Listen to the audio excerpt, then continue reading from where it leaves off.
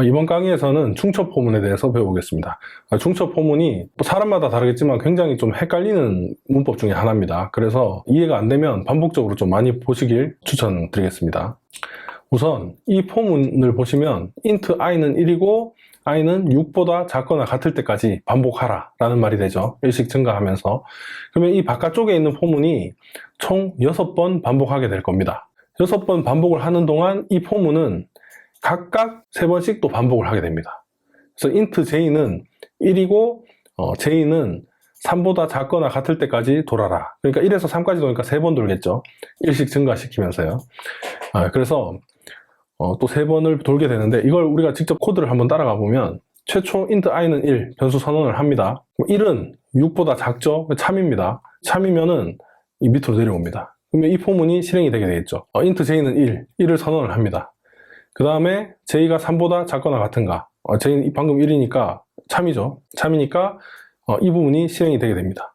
그러면 이 %d, 학년에는 i를 입력하고 반에는 j를 입력했습니다. 그래서 학년은 지금 아직 1인 상태죠. 1학년이 뜨고 출력이 되고, 반은 지금 j도 1인 상태죠. 1반이라고 출력이 됩니다. 그럼 이 포문이 돌았죠. 그럼 다시 올라가서 j 뿔뿔 하면 j가 2가 되겠죠. 식을 비교를 합니다. 참이죠. 참이니까 또 내려옵니다. 그러면 i는 그대로 있는 겁니다. 계속 1학년 j만 증가가 된 겁니다. j가 증가돼서 2반이 됐죠. 1학년 2반이 출력이 됩니다. 그리고 또 올라갑니다. j를 또 증가시킵니다. 그럼 j는 3이 됐죠. 참이죠. 참이니까 내려와서 또 1학년 3반이 되는 겁니다. 그래서 i가 1일 때 j가 3번 돈 걸 지금 확인할 수 있죠. 1학년 1반, 1학년 2반, 1학년 3반 이렇게 돌았습니다. 다 돌고 난 다음에 내려와서 빈줄을 출력을 했습니다. 빈줄, 그러니까 한 줄 이렇게 빈줄을 출력한 거죠. 그 다음에 다시 이제 올라갑니다. 올라가면 이 i 뿔뿔, 이제 i가 1이 증가가 되는 거죠. i가 1이 증가되면 i가 2가 되죠. 2가 참이죠. 참이니까 또 내려옵니다. 내려왔을 때 이 포문은 아까 3번 다 돌았고 새롭게 진입한 포문이기 때문에 또 선언부터 시작을 합니다. int j는 1, 그리고 j는 3까지 돌아야 되니까 내려와서 i는 지금 얼마가 됐죠? 2가 됐죠. 2고 j는 1입니다. 그러니까 2학년 1반 출력이 되는 겁니다. 다시 올라가서 1 증가시키고 참이니까 내려와서 출력을 해보면 2학년 2반, 또 올라가서 증가 비교하고 2학년 3반. 2학년일 때도 얘가 3번 돈 것을 확인할 수 있죠. 줄바꿈하고 다시 올라갑니다. 그러면 i는 이번에 3이 되죠. 3이니까 참이죠. 참이니까 또 내려와서 재진입했으니까 또 j는 1이 되는 겁니다. j1 선언하고 참이니까 또 3번 돌겠죠. 그러면 3학년 1반, 3학년 2반, 3학년 3반. 또 올라가서 i는 4가 되고 참이니까 내려와서 4학년 1반, 4학년 2반, 4학년 3반. 또 올라가서 i는 5가 되고 참이죠. 또 1에서 3까지 돌아야 되죠. 그럼 5학년 1반, 5학년 2반, 5학년 3반. 또 올라갑니다. 6이죠. 참이니까 또 내려와서 1에서 3까지 또 돌아야 되겠죠. 그럼 6학년 1반, 6학년 2반, 6학년 3반. 또 올라갑니다. 올라가서 i가 증가되면 i는 7이 됐죠. 거짓이니까 이제 빠져나오게 되는 겁니다. 그래서 지금 이 바깥에 있는 포문이 학년을 증가시키는 거죠. 1학년, 2학년, 3학년 이렇게. 학년을 1학년, 2학년, 3학년 이렇게 증가를 시킨 겁니다. 이게 지금 i 값이죠. i 값. 그리고 1학년일 때 j가 1부터 3까지 반복했죠. 1반, 2반, 3반. 또 i가 하나 증가되고 2학년일 때 1반, 2반, 3반. 3학년일 때 또 j가 1반, 2반, 3반 이렇게 되는 것을 볼 수 있습니다. 그래서 이것만 들어도 나는 포문 이해된다. 이거 뭐 대충 어떻게 되는지 알겠다 하시는 분은 그냥 본인이 생각하는 방식대로 이해를 하시면 됩니다. 근데 혹시나 이까지 봤는데 이거 좀 되게 헷갈린다. 뭐 저도 처음에 포문 많이 헷갈렸습니다. 그래서 이걸 강조를 하는 건데, 바깥쪽 포문은 세로로 진행된다고 생각하시면 편합니다.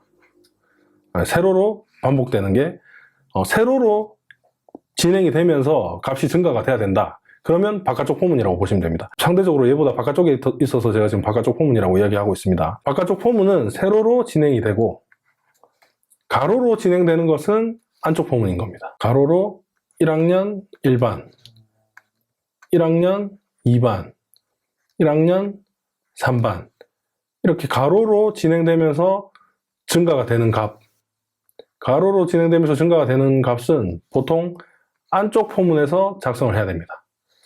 그러면 이 안쪽 포문에 있는 값이 가로로 진행되면서 증가가 되는 게 끝이 났죠. 그러면 이제 세로로 진행되면서 증가되는 값은 바깥쪽 포문에서 증가를 시켜주는 겁니다. 이번에 세로로 진행이 되면서 항년이 증가가 돼야 되죠. 이 값, 여기서 지금 증가가 되지 않고 반복됐던 이 i 값이 지금 세로로 내려가면서 증가가 돼야 되는 겁니다. 증가가 됐죠. 그러면 이 내려온 세로 증가시키고 그 다음 또 가로를 반복시켜야 되죠. 가로는 안쪽 포문이라고 했었죠. 2학년 1반, 2학년 2반, 2학년 3반 이렇게 되는 거죠. 가로로 이제 안쪽에 있는 포문이 또 반복이 됐습니다. 그러면 또 세로로 내려옵니다.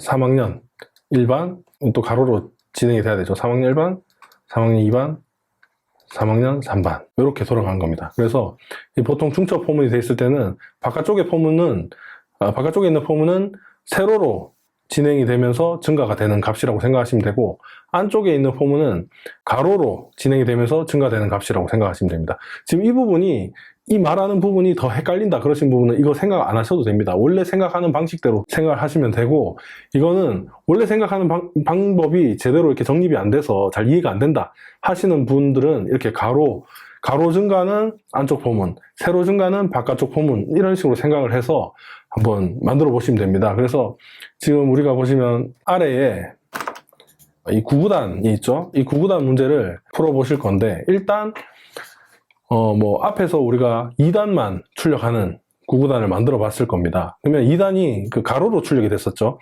2, 1은 2, 2, 4, 2, 3은 6 이런 식으로 지금 작성을 하셨을 건데, 이때 보면 지금 세로는 없습니다. 가로밖에 진행되는 게 없죠. 그래서 하나의 포문으로 됐던 겁니다. 하나의 포문으로. 그럼 가로로 지금 증가가 되는 값이 뭐죠? 이 값 1, 2, 3 포문 하나에다가 이 지금 증가되는 이 값만 변수 i로 잡고 반복을 시키면 2단은 된다는 겁니다. 그러면 2단이 아니고 3단까지 하려면 어떻게 될까요? 3단도 똑같이 아까 그 포문을 반복을 시켜서 3 곱하기 1은 2 다시 적겠습니다. 2 곱하기 1은 2 2 곱하기 2는 4 2 곱하기 3은 6 이렇게 돼 있었죠. 그럼 이번에 여기에서 똑같이 이 포문을 한 번 더 돌리는 겁니다. 3 곱하기 1은 2 3 곱하기 2는 6 3 곱하기 3은 9 이렇게 되죠. 근데 여기서 보시면 지금 이 포문이랑 같은 포문을 써야 되는 겁니다. 같은 포문인데 이 같은 포문, 하나의 포문을 바깥쪽 포문으로 얘를 감싸야 되는 거죠. 그러니까 이 포문을 바깥쪽 포문으로 감싸서 지금 2를 3으로 증가시켜주는 포문이 하나 더 있어야 된다는 겁니다. 그러니까 안쪽 포문은 1, 2, 3 이렇게 가로로 가면서 증가시키는 이 부분을 수행하게끔 만들고, 바깥쪽 포문은 지금 세로로 2, 3 또 4단도 있겠죠. 4 곱하기 1은 4 4 곱하기 2는 8 4 곱하기 3은 12 이렇게 되죠. 그러면 지금 세로로도 2, 3, 4 하나씩 증가가 되는 걸 지금 볼 수 있습니다. 아까 세로로 증가된 건 뭐라고 했죠? 바깥쪽 포문이라고 했잖아요. 바깥쪽 포문에서는 i 값을 두고 얘를 하나씩 증가를 시켜주는 겁니다. 1씩 증가시켜주는 겁니다. 그리고 그 안쪽에 있는 포문은 가로로 증가되는 거라고 했죠. 안쪽에 있는 포문은 2 곱하기 1을 할 때 1, 2, 3 얘만 증가시켜주는 겁니다. 그러면 2단일 때는 안쪽에 있는 포문은 1, 2, 3만 계속 반복을 하는 겁니다. 3단일 때도 1, 2, 3만 반복하고 4단일 때도 1, 2, 3만 반복하고. 그럼 반면에 바깥쪽 포문은 2단인지 3단인지 4단인지 얘만 증가시키면서 단을 바꿔주는 겁니다. 1단, 2단, 3단, 4단, 5단, 6단 이렇게. 그래서 이걸 9단까지 출력을 하는 문제를 풀어보셔야 됩니다. 그래서 이게 그냥 딱 떠오르면 원래 방식대로 만드시면 되고, 잘 이해가 안 되시면 이 가로, 세로로 안쪽과 바깥쪽 포문을 구분하는 방법을 이용을 해서 한번 풀어보시는 게 도움이 될 수 있을 겁니다. 만약에 중첩 포문이 좀 어렵더라도 포기하지 마시고 최대한 스스로 문제도 내보고, 아니면 저 구구단이 안 보고 풀릴 수 있을 때까지 좀 반복을 해보시는 것을 권장하겠습니다. 그리고 잘 모르겠다 싶으면 그 실행되는 순서를 노트에 하나하나 다 적어보세요. 적어보면 적다 보면 또 이해가 되는 경우가 있습니다. 그리고 이게 좀 이해가 안 되는 문법은 그 하나를 잡고 한 일주일 동안 반복을 해도 됩니다. 그러면 모든 챕터가 다 일주일씩 걸리는 게 아니고 내가 막히는 챕터가 있습니다. 그 단원만 반복을 좀 하다 보면은 거기에서 좀 공부하는 방식을 익혀서 뒤에서는 더 빠른 속도로 이제 공부할 수도 있기 때문에 내가 이거 폼은 너무 오래 걸려서 나는 프로그램과 안 맞는가 보다 이렇게 생각하시면 안 된다는 겁니다. 그러면 오늘은 중첩 포문에 대해서 배워봤고 다음 강의에서는 맥스, 최대값을 구하는 알고리즘에 대해서 배워보겠습니다.